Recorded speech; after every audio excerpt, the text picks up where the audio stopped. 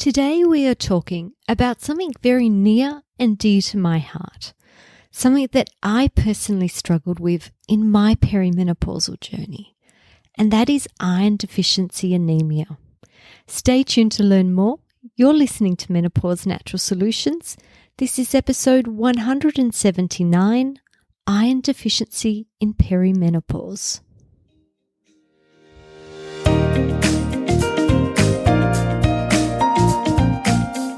Welcome to Menopause Natural Solutions, your podcast for all things perimenopause, menopause and beyond.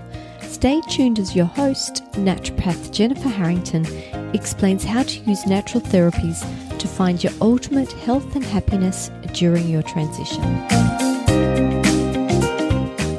Hello, and thank you for your company. Today I'm going to get personal with you and share part of my journey with the menopausal transition. My personal story of anemia started in early 2021 with a fibroid and a couple of polyps causing dysfunctional uterine bleeding. My menses were not normal. I had flooding bleeds. At my worst, I could feel my pad and period undies and have blood in my socks within an hour. I also had clots the size of my hand and prolonged bleeds lingering the entire month. Dysfunctional uterine bleeding is not normal, but it can happen in perimenopause. I had an extreme case, but even slightly longer or slightly heavier periods can contribute to a deficiency over time.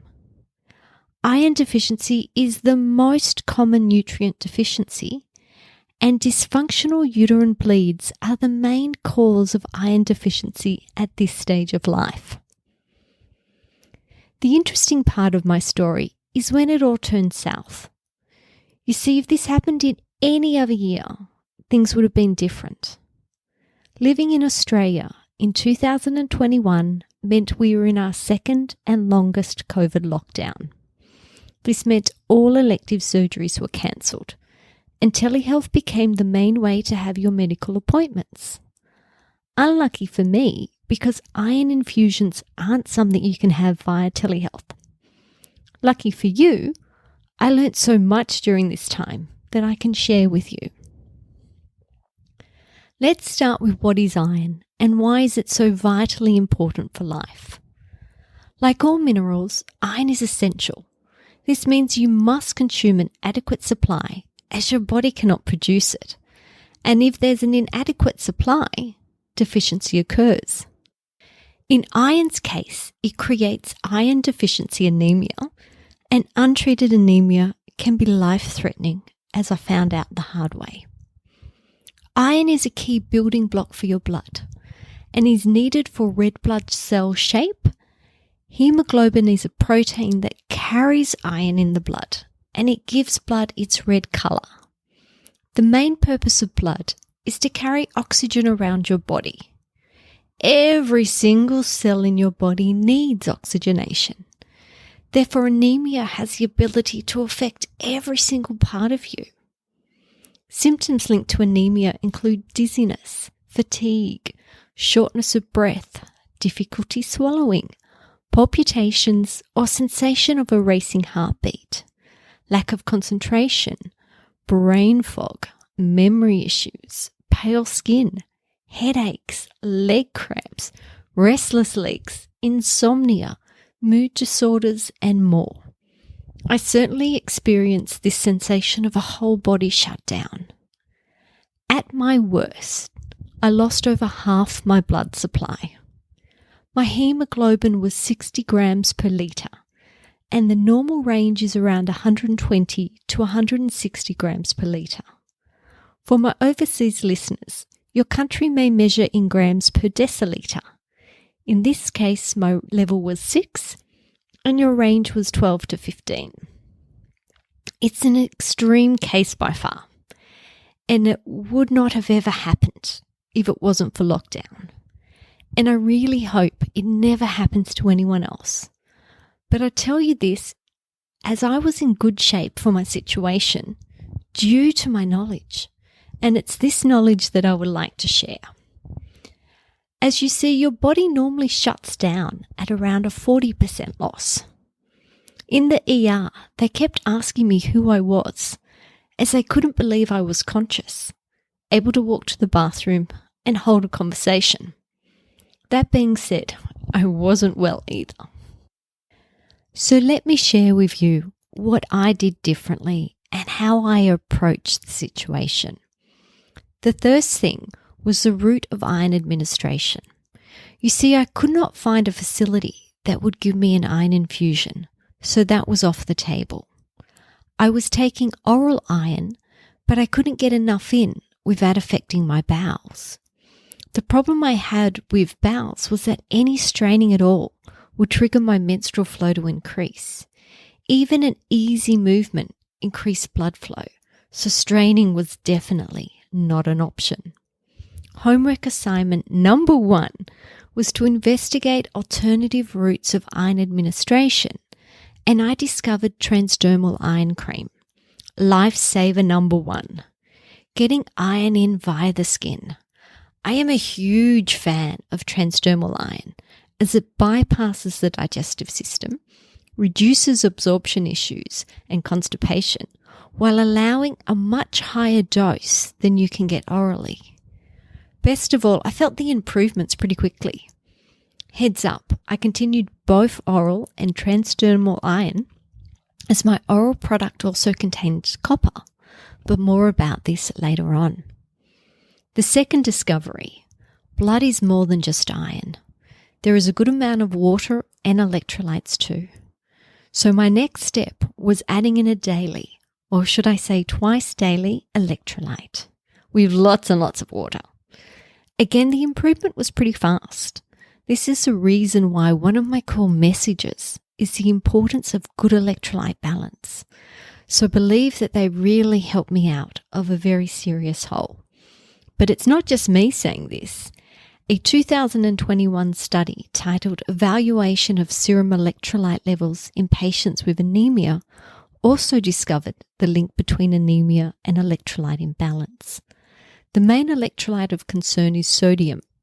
They found sodium levels to be significantly lower in anemic patients and being a possible contributor to many of the symptoms of anemia, such as fatigue, brain fog, and other neurological symptoms, heart symptoms like palpitations, racing heartbeat, muscle pain, headache, etc. In my experience, adding electrolytes made the biggest difference to my palpitations. I could almost time it. They would roughly ease up about 15 minutes post-electrolyte consumption. And this is why my daily dosage turned to twice daily. My body was telling me it needed more and was responding when I did. So lifesaver number 2, optimizing electrolyte balance. My additional 2 cents here is that quality is more important than quantity. Look for a clean product if you want to try this. By clean, I mean no sugar or artificial sweeteners, no colours, flavours or preservatives either. My third and a surprising discovery.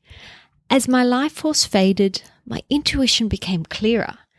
And maybe it was because of the lockdown and the busyness of life stopped that I had time to sit and listen to what my body was telling me.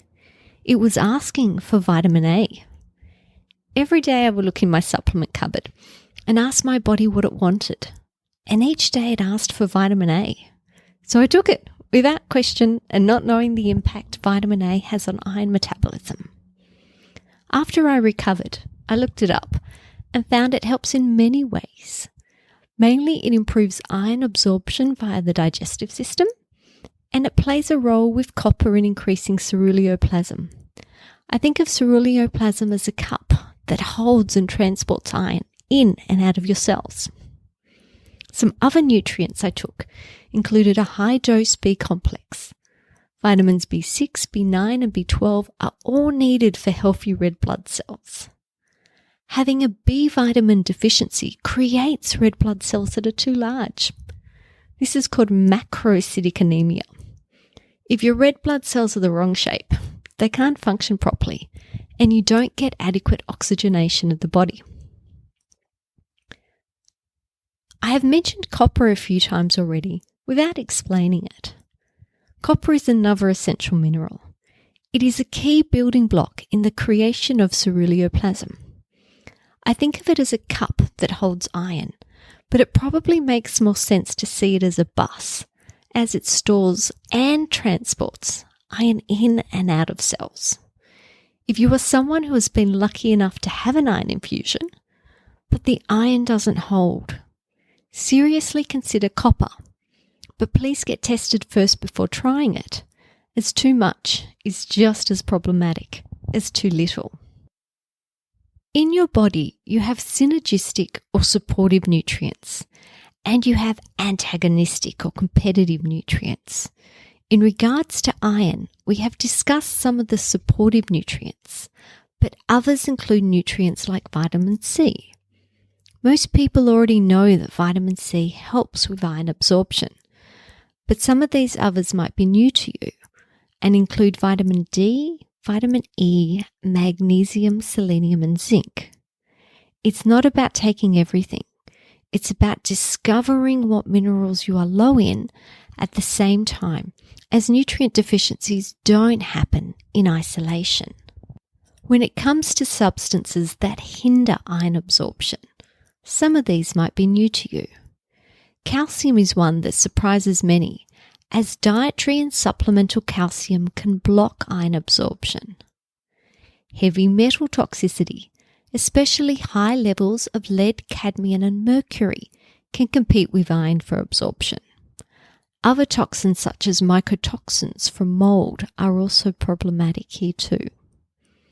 On the food front, phytates, polyphenols like tannins, and oxalates are all known to reduce iron absorption. Phytates are high in nuts, seeds, legumes, and grains. Sprouting, soaking, and fermenting them deactivates the problematic component. Tannins are high in tea and coffee. Drinking these with or after meals reduces iron absorption, but drinking them away from iron-containing meals isn't such a problem.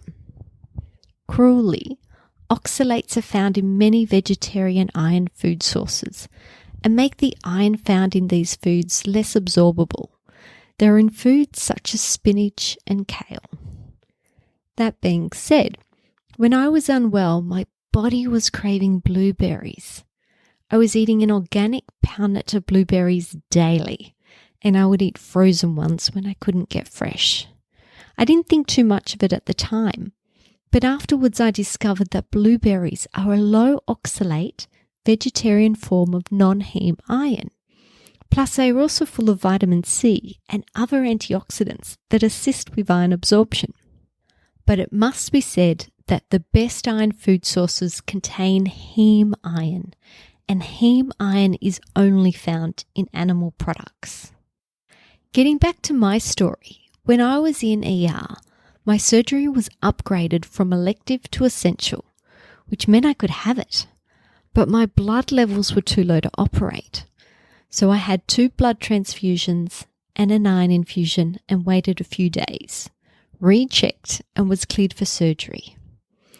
I had both corrected my iron deficiency and the source of my iron loss. Finding out why your iron levels are low in the first place and correcting this will help to prevent future occurrences. Apart from dysfunctional uterine bleeds, you might like to consider these other reasons for low iron in perimenopause. 1. Not consuming enough iron in the diet, with vegan-vegetarian diets being most at risk. 2. Digestive disorders minimizing iron and cofactor absorption. 3. Other bleeds such as gastrointestinal bleeds. Today has been a rather personal story, and I hope you have learnt from my experience. You can see why I'm so passionate about minerals and getting them optimized so you can experience true health. If you are struggling with iron or any other mineral imbalance, consider jumping on a discovery call with me and seeing if I can help you correct it. That's all from me this week. I look forward to your company again next week. Bye for now.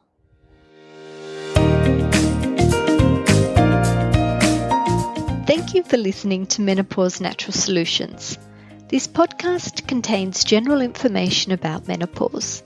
It is provided as a guide, and it is not intended to replace medical advice. Opinions of guests are their own, and this podcast does not endorse or accept responsibility for statements made by guests. If you have enjoyed today's episode, please share it with a friend.